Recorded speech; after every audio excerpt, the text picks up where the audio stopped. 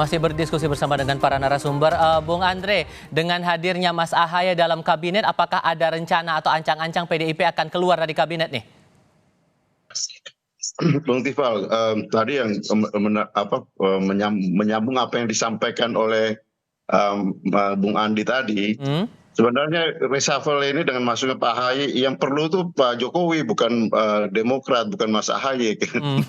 Jadi karena memang tidak berpikir, jadi berpikirnya bahwa kalaupun berkoalisi itu koalisi Indonesia Maju. Jadi memang yang perlu tuh Pak Jokowi, bukan Demokrat gitu. Tapi ya kebetulan ada kosong ya diisi gitu. Jadi ya itulah situasi yang ada. Kalau kita lihat real politiknya kan seperti itu gitu.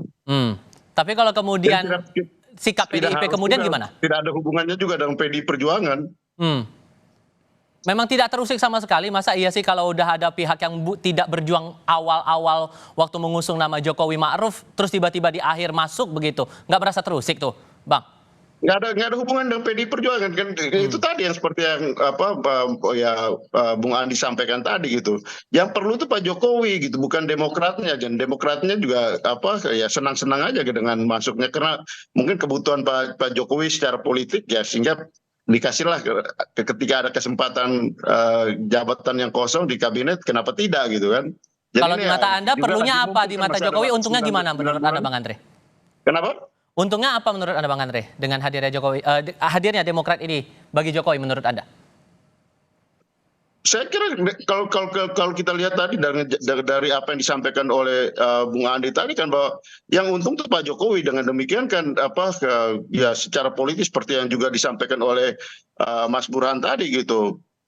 Mungkin Pak Jokowi agak kurang percaya diri dengan situasi sekarang gitu, sehingga perlu ada tambahan kekuatan.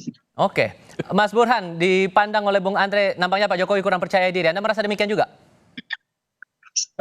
Begini Tifal ya, kalau kita hitung sekarang itu ada 82% kekuatan partai yang mendukung Presiden Jokowi.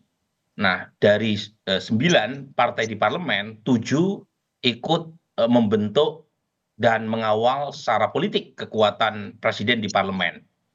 Nah, dari 7 partai itu PDI Perjuangan adalah pemegang kursi terbesar yang bisa jadi mengambil sikap politik yang berbeda dengan Presiden Jokowi. Dan kalau misalnya itu diikuti oleh partai-partai lain yang mendukung paslon 01 dan 03, seperti Nasdem, PKB, dan P3, maka kekuatan politik Presiden Jokowi yang ada di parlemen itu menjadi di bawah 50%. Hitung-hitungnya sesederhana itu. Ya. Nah, karenanya Presiden Jokowi mengambil langkah gesit dengan menarik Partai Demokrat masuk dalam skenario baru koalisi pendukung pemerintah, plus mengajak makan malam Surya Paloh. Dugaan saya sebentar lagi Muhaimin Iskandar juga diajak makan malam tuh. Itu dalam rangka rekalkulasi politik pasca Pilpres. Yang memang harus diantisipasi kalau misalnya hak angket kecurangan pemilu 2024 bergulir dan PDI Perjuangan mampu menarik partai lain pendukung 01 atau 03, itu juga akan membahayakan stabilitas politik pemerintahan Jokowi di 8 bulan sisa masa pemerintahannya. Kira-kira begitu. Nah, menurut saya masuknya Partai Demokrat itu justru menunjukkan hubungan PDI Perjuangan dengan Presiden Jokowi yang tidak baik-baik saja. Karena kita tahu antara Partai Demokrat dengan PDI Perjuangan punya sejarah masa lalu yang tidak harmonis juga. Jadi menurut saya ini malah menunjukkan betapa sinyalemen berkaitan dengan hubungan kedua tokoh, Ibu Mega dengan Presiden Jokowi yang panas dingin sejak Pilpres itu kembali memanas, terutama termasuk masalah tidak semua menteri dari PDIP yang tidak semuanya hadir dalam pelantikan waktu itu. Oh, saya tidak tahu ya, jangan-jangan memang tidak ada undangan. Kan bukan hanya Menteri PDI Perjuangan yang tidak hadir, Pak Muldoko juga tidak hadir. Oke, kalau gitu Bung Andi, saat akhirnya Ahaye diajak masuk ke dalam kabinet itu deal-dealannya gimana sih sebetulnya? Nggak ada deal-dealan ya khusus, karena kan Mas Ahaye juga tidak tahu, dipanggil ke istana, kemudian Selasa pagi ketemu, berikan tawaran, sehingga kemudian dan katanya mau dilantik besok, tapi Mas Ahaye minta ketemu dulu dengan Pak Prabowo, dan Pak Prabowo justru mendorong untuk masuk, sehingga itulah yang terjadi. Yang penting bagi kita karena memang pemilu sudah selesai, sehingga saatnya anak-anak bangsa bersatu untuk membangun bangsa ini. Kebetulan kemudian Presiden mengajak Mas AHY Demokrat masuk dalam kabinet, ya kita terima. Dan alhamdulillah dengan begitu kita sekarang bisa satu kabinet dengan PDIP. Bakal ada Itu juga komunikasi menarik juga nggak kan? dengan PDIP? Bagi kami, ketika kami masuk dalam pemerintahan, kami profesional. Tentu saya siap bekerja sama dengan semua anggota kabinet, pembantu presiden lainnya. Ya toh? Walaupun saya juga ingin melihat nanti wajahnya Pak Muldoko masuk dalam kabinet sama-sama dengan AHY di situ. Saya melihat wajahnya, dia melihat bagaimana orang yang mau dia dongkel, mau dia begal partainya, tiba-tiba satu kabinet dengan dia. Kita lihat mana yang senyumnya tulus. Dan itu mengantarkan agar mimpi Pak SBY ini bisa terwujud satu gerbong itu? Ini siapa tahu kan, kalau di PDIP sebenarnya kami nggak ada masalah. Mas Ganjar itu kami juga dukung sama-sama jadi gubernur di Jawa Tengah. Intinya bahwa ketika kami masuk dalam kabinet, kami siap untuk mengawal pemerintahan Presiden Jokowi sampai akhir masa jabatannya. Dan bekerja sama dengan semua komponen yang ada di kabinet, termasuk dengan teman-teman di PD Perjuangan dan sebagainya dan yang lain-lain. Oke, kalau gitu Mas Burhan, tadi sempat saya gantung pertanyaannya itu. Ada potensi tidak dengan masuknya AHY ke dalam kabinet ini membuat menteri dari PDI Perjuangan akan keluar dari kabinet segera mungkin?